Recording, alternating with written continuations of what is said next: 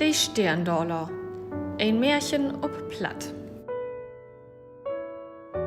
Dat was einmal ein Lütget Wicht. Ihre Öllern wassen storben, dat Wicht was arm. Et ha keine Schlorb komme und eigentlich nur de Sorgen, die sie an Lief drö. Ein Lütget Stück Brot, was noch als wat sie ha. Dat Wicht was fromm. Vertrauen ob Gott mög sie sich ob'n Weg in de Welt. Da köm ein Kerl zu Meute und wohl wat zu äten hebben. Dat Wicht dö den ollen Kerl dat ganze Brot und seh, Gott schallet die Sägen. Donner löb ein Kind über den Weg. Dat Kind jammerte und frös.